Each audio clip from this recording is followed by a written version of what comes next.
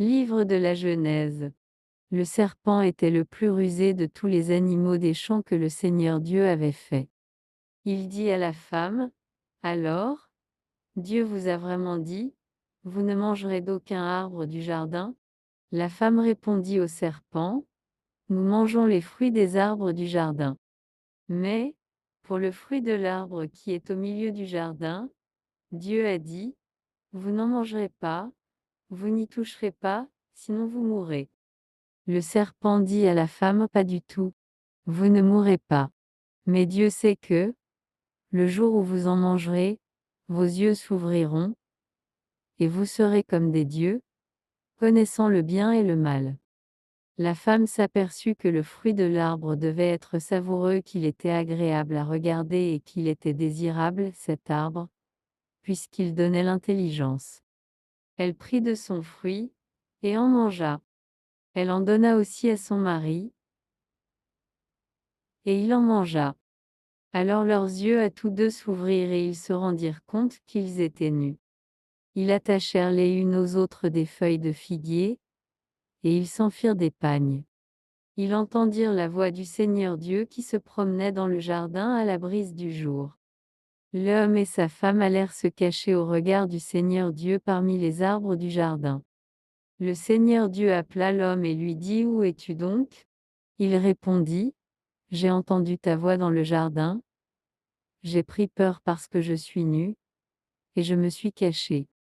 Le Seigneur reprit: Qui donc t'a dit que tu étais nu?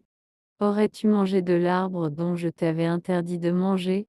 L'homme répondit: La femme que tu m'as donnée, c'est elle qui m'a donné du fruit de l'arbre et j'en ai mangé. Le Seigneur Dieu dit à la femme: Qu'as-tu fait là? La femme répondit: Le serpent m'a trompée, et j'ai mangé.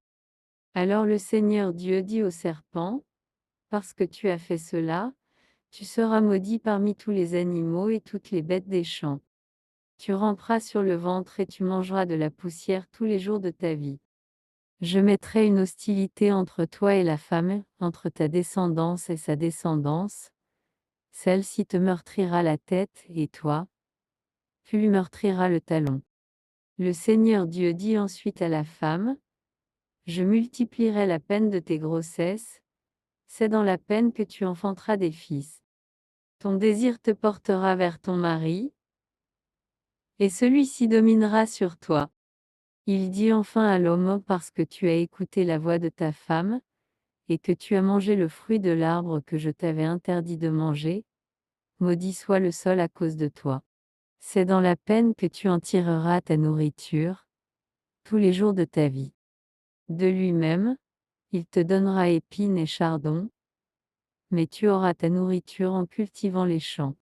C'est à la sueur de ton visage que tu gagneras ton pain, jusqu'à ce que tu retournes à la terre dont tu proviens, car tu es poussière, et à la poussière tu retourneras.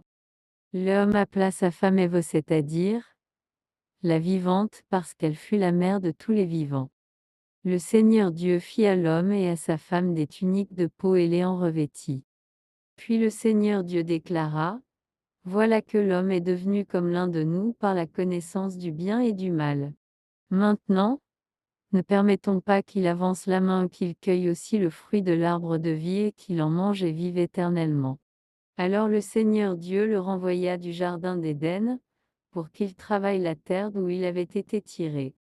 Il expulsa l'homme, et il posta, à l'orient du jardin d'Éden, les kéroubim, armés d'un glaive fulgurant, pour garder l'accès de l'arbre de vie.